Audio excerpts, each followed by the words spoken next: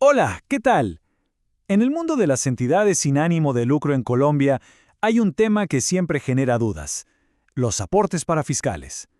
Así que para todos los que dirigen o trabajan en fundaciones, corporaciones y demás, vamos a aclarar estas reglas de una vez por todas. Vamos directo al punto. La gran pregunta es, ¿una entidad sin ánimo de lucro, lo que conocemos como una ESAL, está obligada a pagar los parafiscales por sus trabajadores? Esta es una duda muy importante para gerentes y contadores, y la respuesta, como veremos, depende de algunos detalles clave. Para que todo quede súper claro, vamos a seguir un camino muy lógico. Primero, vamos a ver la regla general para cualquier empleador. Después, vamos a descubrir una excepción muy grande a esa regla. Luego, analizaremos el detalle que lo cambia todo, que es el régimen tributario especial, y así llegaremos a una conclusión final. Aquí es justo donde empieza toda la confusión, porque la obligación de pagar estos aportes no es un sí o un no para todo el mundo. Depende de algo fundamental: la situación tributaria específica de cada entidad. No todas las ESALes son iguales ante esta norma. A ver, antes de avanzar, asegurémonos de estar en la misma página. Cuando hablamos de aportes para fiscales, nos referimos a esos pagos obligatorios que hacen los empleadores para financiar al SENA, al Instituto Colombiano de Bienestar Familiar y a las cajas de compensación. Es un costo que va más allá del salario y es clave para el sistema de bienestar en el país. Muy bien, empecemos por el principio de todo. ¿Cuál es la norma general que aplica para todos?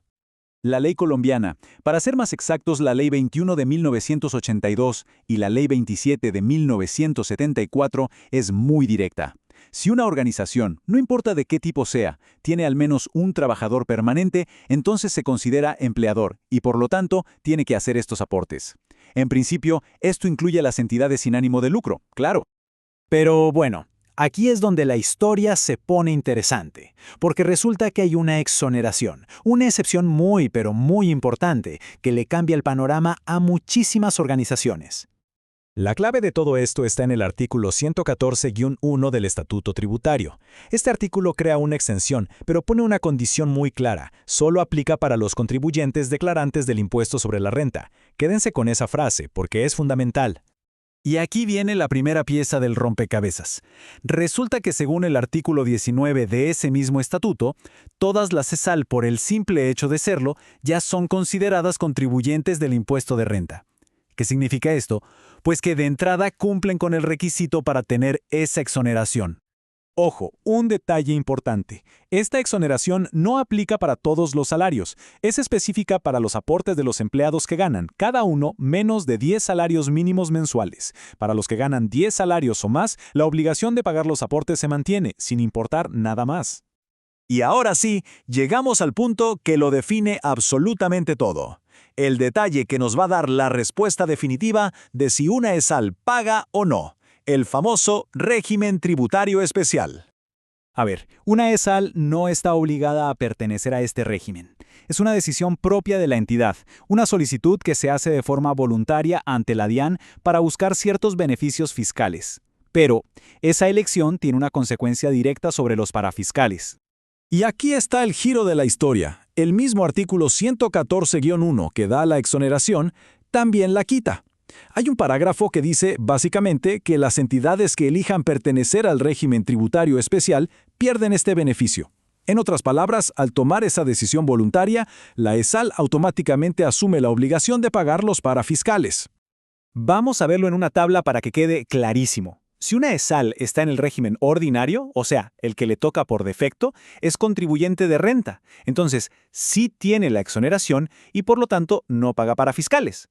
Pero si esa misma ESAL pide entrar voluntariamente al régimen tributario especial, la ley le quita la exoneración y entonces sí tiene que pagar los aportes. Bueno, entonces, resumiendo todo esto, ¿cómo llegamos a una respuesta clara y directa? ¿Se paga o no se paga?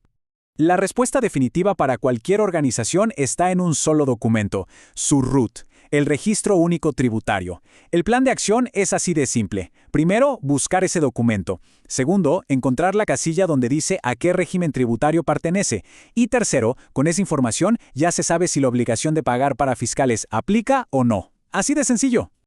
Para que no quede ni una sola duda, repasemos lo más importante. La regla general es que hay que pagar. La excepción es para los contribuyentes de renta y por defecto las ESAL lo son. Pero si una ESAL decide por voluntad propia entrar al régimen tributario especial, pierde esa excepción y vuelve a tener la obligación de pagar. Al final del día, el régimen tributario lo es todo.